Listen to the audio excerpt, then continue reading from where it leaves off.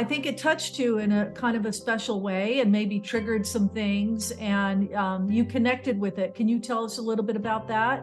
It was a year prior to that, my ex had gotten arrested for assaulting me, and I was still going through court battles at that time, and it was something passionate that I was very vocal about. I definitely think it could have. But at the same time, I was very fragile back when court had happened.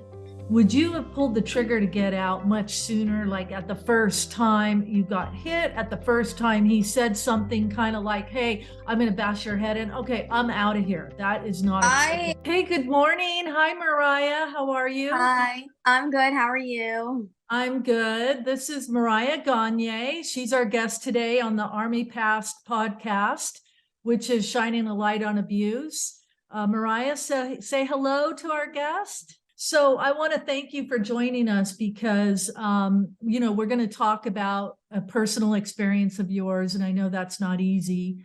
And we appreciate you doing that. And I know you wanted to do that because you want to help others, empower them, inspire them, and hopefully educate them on, Yeah. trigger warnings. And that's kind of what our brand is all about. And that's how we got connected. And I just want to give a little introduction on Army Pink for those who don't know it. And then we'll go into your story and a little bit of your amazing background and your success.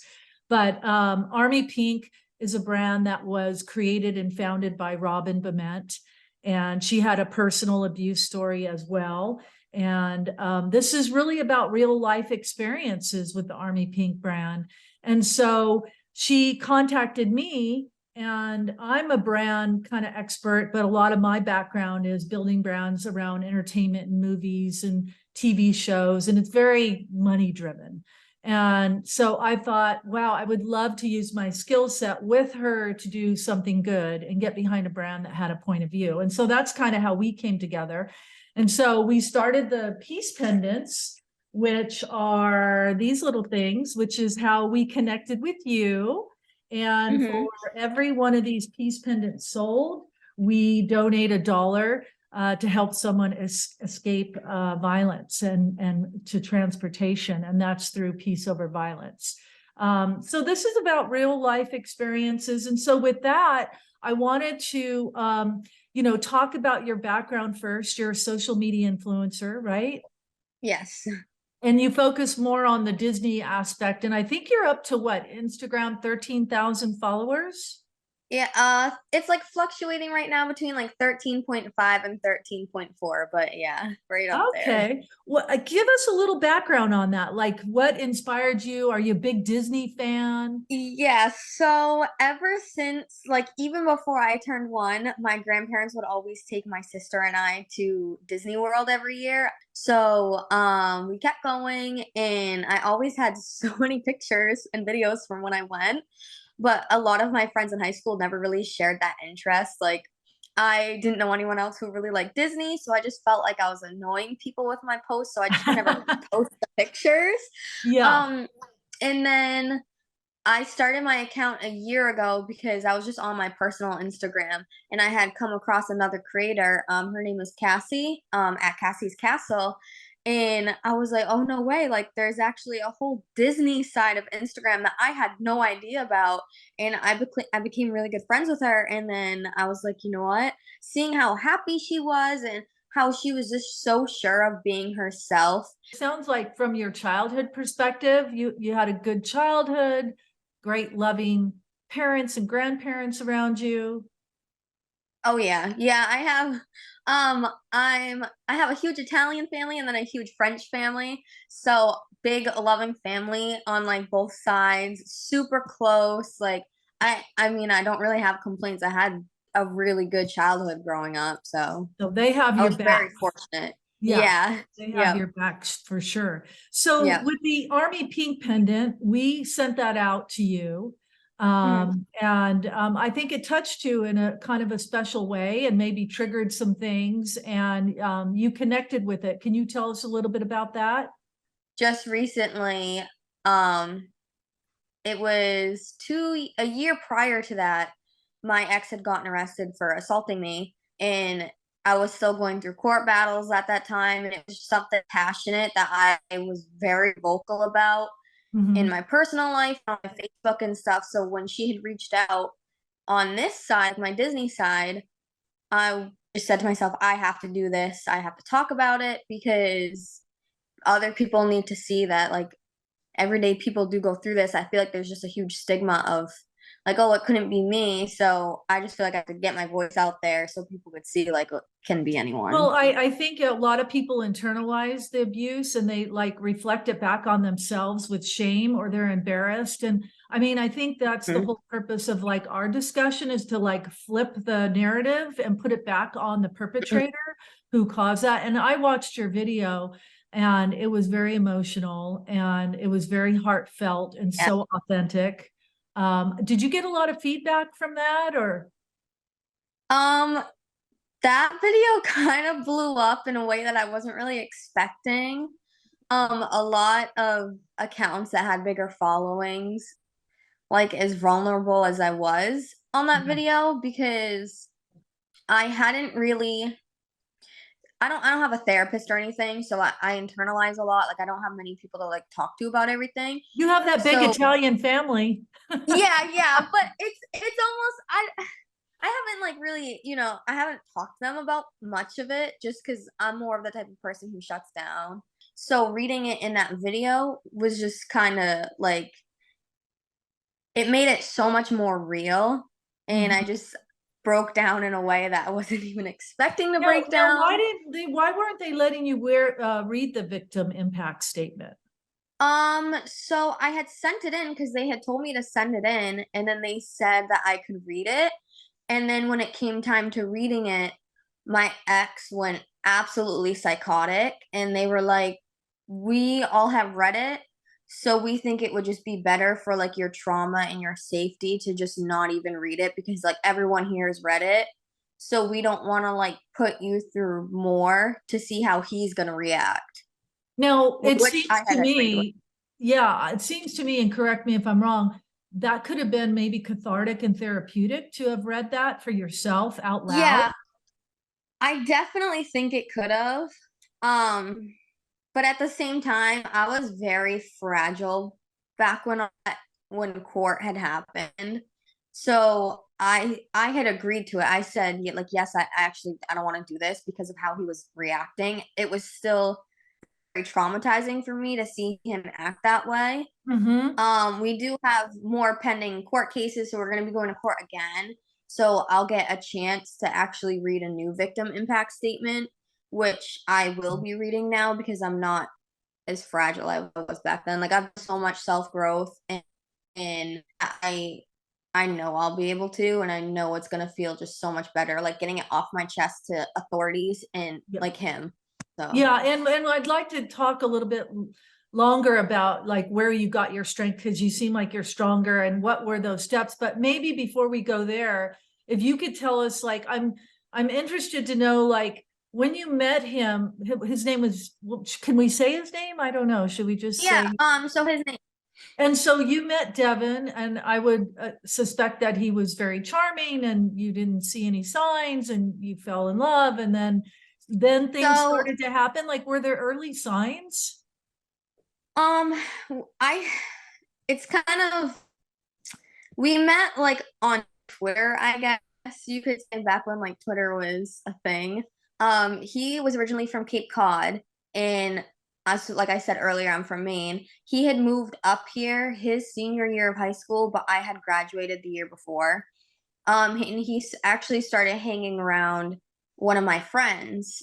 I just have to say to everyone watching, if an ex tells you something about their ex that they're abusive, like, please believe them, because his ex was trying to warn me, and I just took it as, oh, she's the ex, like, and he kept saying she's jealous, she's I was going to crazy. say, she's jealous. She wants me back. Exactly. So I just kind of went with his side, even though I went to high school with her. Like, I knew her. It just, in my head, him saying that, I was like, oh, okay. And then my ex was saying it to me too.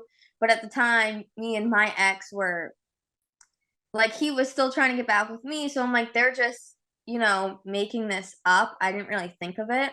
Mm-hmm. And we were fine for like months and months and months. And then maybe like 8 months into the relationship, I kind of started seeing red signs or red flags, kind of how he Mm-hmm. would talk to his mom. That's a huge thing. And I will say that again and again and again. If a man talks to his mother like trash, that just shows how they're going to treat you. Because if he can't even respect the woman who gave him life, like he's Right. not going to respect any other woman. Well, and that maybe goes to And his foundation too, right? Because then I'm curious, like, how was he raised? Maybe he had a father that was abusive and there was a bit of a cycle here. his I mean, I'll say it until I'm blue in the face. His father is actually a really good man. Okay. Um, I mean, his dad's side of the family is amazing, but his dad had left his mom when he was younger, so he was actually pretty much exclusively raised by his mom. And then come to find out, his mom was the abuser. Like his Oh, the most toxic person besides him that I had ever met. She's like evil, just like him. So I think that's how it happened, was from being raised by her. well, and that explains maybe a little bit of the dynamics with him talking disrespectful to her. But Yeah. that's great. Like you say, there you go. There's a big sign, right? If somebody's Mhm. disrespecting their mother and having that kind of communication, something's wrong. But Oh, exactly. did you just say, well, oh, they had a fight or, Yeah, I was just trying to like rationalize it, like, oh, okay, they had a fight. Like, I have fights with my mom, but I don't even hang the phone up on my mom. I respect her so much. Like, we don't really fight, so I just thought, well, maybe it's like how they fight, like that's how their family works. You know what I mean? I was just trying to rationalize it all because I was so like wrapped up in the fact that like, oh, this is new, this is, and then physically nothing had happened to me until I want to say like 14 months after dating him. And it was right after my birthday. The first time he had ever hit me, I actually had gotten my second tattoo. And Mhm. it's a very large piece. I mean, it stems from my hip all the way down to my knee. Like it's big. It's a lion head. Right. And he just was very upset that day. I didn't know when I first started dating him, but he was a drug addict. And Oh, I found out later, like maybe a couple months before this had happened, and he would like get clean and then go back and then get clean and then go back. And at this time what was the drug? What was it? I'm pretty curious. much anything he could get his hands on. Like he would always get Xanax or like Oxys or Percocets, but Mm-hmm. they were never real. Like they were pressed with fentanyl. Mm-hmm. So I guess you could say he was addicted to fentanyl, but he would rationalize it by saying there's Xanax or like it's any Right. better, but that's how he would Right. rationalize it in his head. So at that point, when I had gotten my tattoo, he was on Xanax and he just got mad that I had gotten a tattoo even though he knew about it. And when I left my tattoo appointment, I was hysterical. My tattoo artist was so upset seeing me like that because he's like my uncle. He's known me Yeah. my whole life. And when I had gotten to Devin's house, he was just freaking out and he just started like hitting me all on my leg. Where Because he was mad that you got the tattoo? yeah. Oh, like And because you didn't ask him or well, I had asked him, like we had talked about it that I was getting this, so he knew. I don't know. Like not that you had to ask him, by the yeah, way. exactly. I'll never understand his like organization, but I think he was just so like Xanaxed out, I guess, Oh, that yeah. he didn't. I mean, mixed with who he was as a person, like he exploded, and he was just hitting my leg all where my tattoo was, and then it died down. And a couple days went by, and then my birthday's June 22nd, so that happened right around there. I don't remember the 24th. Mm-hmm. And then for July 4th, we were gonna go to Cape Cod to see like family and like Mm-hmm. spend it down there because they do like a big firework thing down there.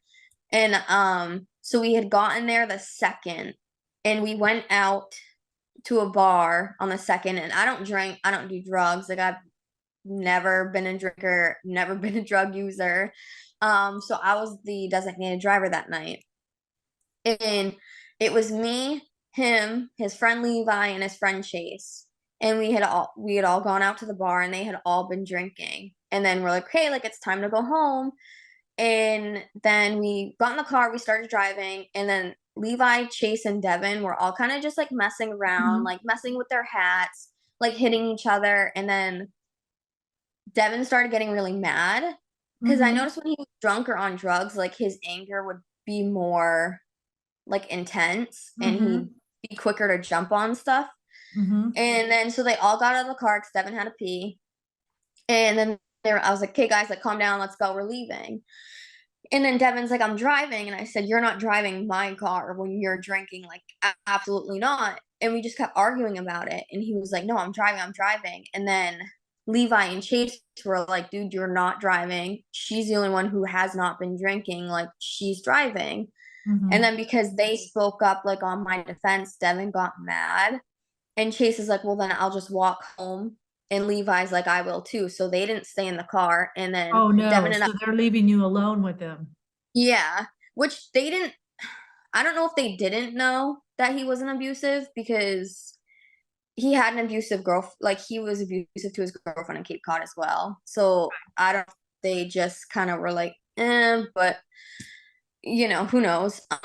But then Devin took my keys anyways, and we drove off in my car. And as soon as we got in the car, he was freaking out on me because his friends were mad at him because of me.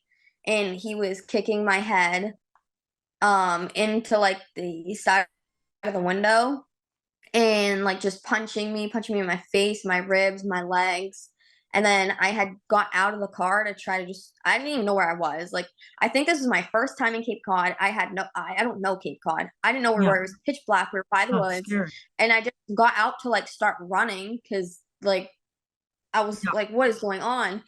And he had just picked me up and just thrown like body slammed me down on the ground like 3 times and was just stomping on my ribs. I had like fractured my rib Oh, and it so was like it he was was really in a bad. rage that Yeah, you it was couldn't. ridiculous. And then we had Yeah. ended up picking Levi back up to drop him off. And I sat in the back and he just told me like don't say anything like so Levi doesn't know. And so we had dropped Levi off and then I was texting Chase like please can we just come pick you up so you can talk to Devin because Devin's like if I talk to Chase then that's fine like I won't hit you anymore. So I was like Oh, begging, yeah, I was like Chase please can we just come pick you up. I didn't tell him what was going on, but then his phone ended up dying anyways. So then we had driven back to the like motel we were staying at, and the motel was sectioned all by different cabins. right. And we had pulled up to our cabin, and he was just saying like the second I get in there, like you're gonna die, I'm gonna kill you, like I'm gonna take the lamp cord and wrap it around you. And I was just like, oh my god, like this is scary. Like, Yeah. I thought I was gonna die that night, and I had just opened up my car door. Like, I didn't even think about it. I didn't grab my phone or anything. I opened up my car door and I just ran and I started pounding on all the cabins that I could and like opening the doors, even the main entrance. No one Right. was answering. And then I ended up, one door was unlocked and I ran in the room. I didn't know who it was. I just said, can you please lock the door? You need to call the police. Like, I'm Oh, like wow. getting threatened to die.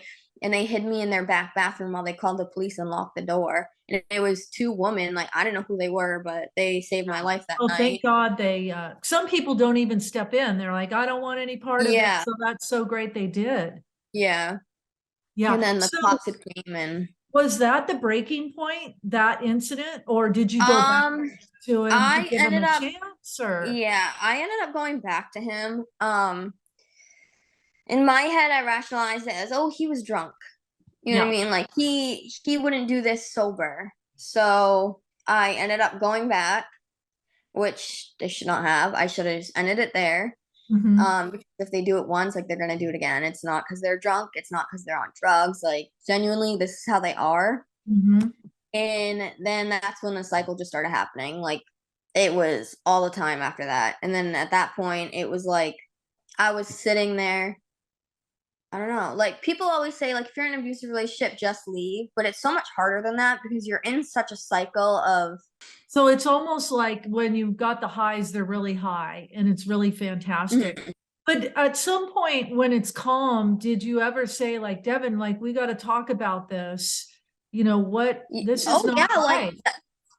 I would. And, like, that's when I would almost see him, like, become a human again. Because then he would, like, start bawling his eyes out and, like, show emotion that he was sorry and he would never do it again. And he knows it's not okay. And, like, I'll go get therapy, like I'll go get help, and then we would like look at therapists, and then we make appointments, but he'd never go, and it was just like a constant cycle of like Mm-hmm. Yeah. that.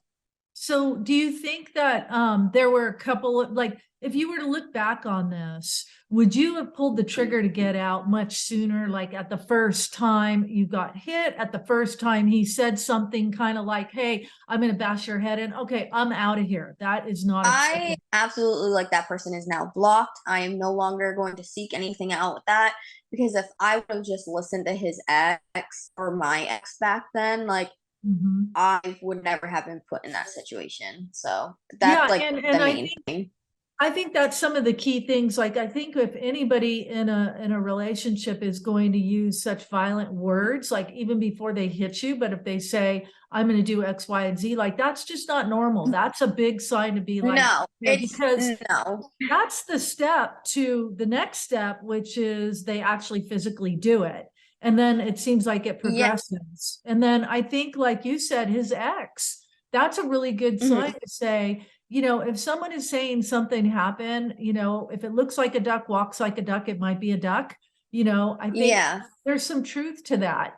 Now, what's interesting, you know, talking about the family dynamics, I come from an Italian family too, and they're strong and they're aggressive and Yep. they're loud and they got your back like nobody's business, right? Yep.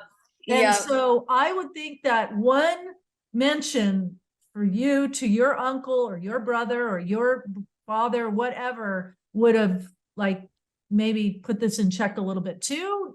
Not entirely, but maybe. Um, so they knew, because after the whole incident in Massachusetts, like the police were involved.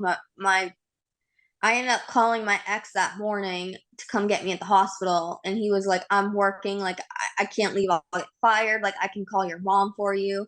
So he had ended up calling my mom. So my family did know, and Mhm.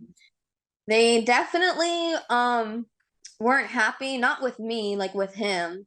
Right. There were times I think if like going to jail wasn't like an issue, stuff Yeah. would have gotten done.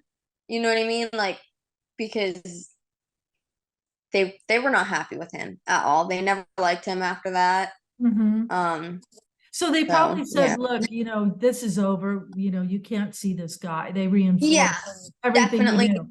Yeah. Yeah, they had tried that, but again, it's almost like, oh, I'm being told not to do something. Like, Yeah.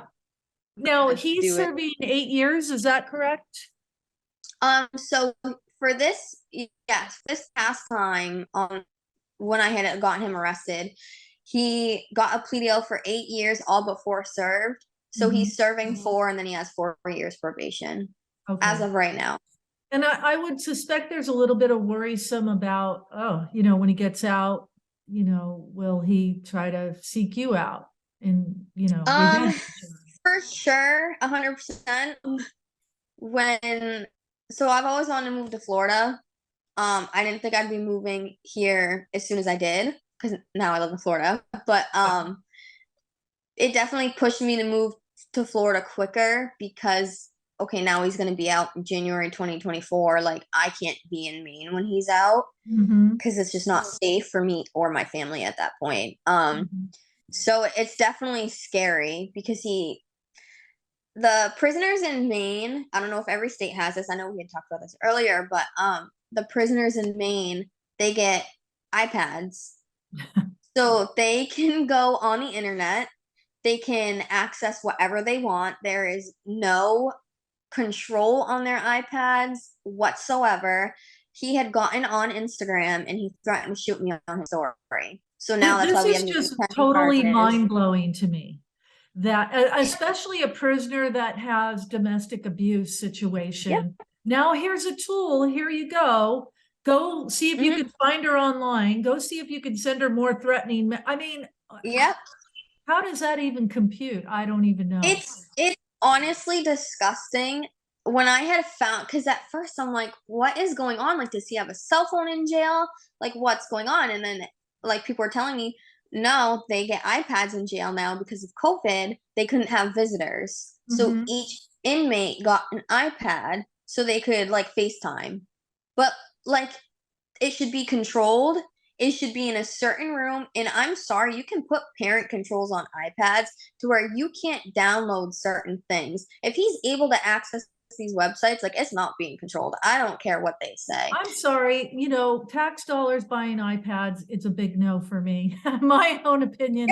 You get a TV and you get, that's it. You get to Yeah. watch TV And and what we put on TV. yeah. That's it. And like, I know there's different tiers to different inmates. Like, some people are in there for, just things that are just so minor that, Yeah. but something like that, I'm sorry, we shouldn't even stress about if they have contact with people or not. No, I just, absolutely not. it's not a thing that, like, okay, now my tax dollars, they have to go to that to make sure they can have human relationships. Like, no, Absolutely. they ruined that when they went there. That's just my opinion, but Yeah. So, in summary, what would you say? Like, I mean, you seem so strong and confident now. Just like to wrap this up, where did you get your strength? Where can other abuse victims, what were the tools, or did it just come from going through the process? honestly, definitely going through the process. Like, I had really low lows after he had gotten arrested, and I've had Mhm. like high highs too. But just surrounding yourself with people who actually care about you. Mhm. I learned kind of the hard way, like, you just have to weed out the people who are there for you and the people who just kind of want, like, the stigma of being there for you, or like the status of being there for you. Because some people are just there for you to be like, oh yeah, like, what's the tea, like, they don't really care. Right. And having actually weeded through those people, I have like some of the best friends and the best people in my life, and they have helped me so much. And honestly, like, the Disney Instagram has helped me so much build my confidence back up as a person, Yeah. that, like, I have confidence that I never had before in my life, even prior to him. And I was a pretty confident person prior to him, but just that alone has helped me so much. Well, and I And my think, dog. yeah, and dogs, animals are fabulous Yes, for my that, dog, I call him my son. Like, he is my child. Anyone Yeah. who knows me knows that he's my child. He is the reason for my breathing. He's helped me so much. And I think talking about it and shining this light like we talked about, and really getting it out there and not being ashamed, and the more you talk about it and the more you kind of go through it, maybe the stronger you become. Yeah. Yeah. Yes, definitely. Well, I really want to thank you for opening up. That's really, I'm so tickled that you are strong like you are and you want to do something to help people. And I'm glad you're safe and you got Thank out you. of that. And I hope that today people learn maybe a couple of signs. Some of the things you said were very important. And I look forward to following you and continuing on your Instagram. If you want to give a plug for your Instagram, please do. If you want to check it out, it's Main Street Mariah. Fantastic. And I'll just say for anybody watching this too, please get help. There are lots of resources online. We work with peaceoverviolence.org. And I hope, people gather the courage to get out of these situations before it's too late. So thank you, Mariah. Thank you so much for having me. All righty. Take care. Bye-bye. Bye. I became a victim of bullying for 8 years. I think one of the biggest effects that bullying has on people, especially when experienced at a young age where the mental development is so important, is it really affects your confidence. It made me into someone who's major people pleaser, always scared to do something wrong. My main motivator in life is disappointing other people. I'm so scared of disappointing people that I do my best as much as I can in order to avoid that. I have a huge fear of rejection because of this. It's something that definitely stems from that. I've also, once I moved here, I became overly defensive because of the fear of going back into getting bullied, and I wanted to avoid that as much as I could.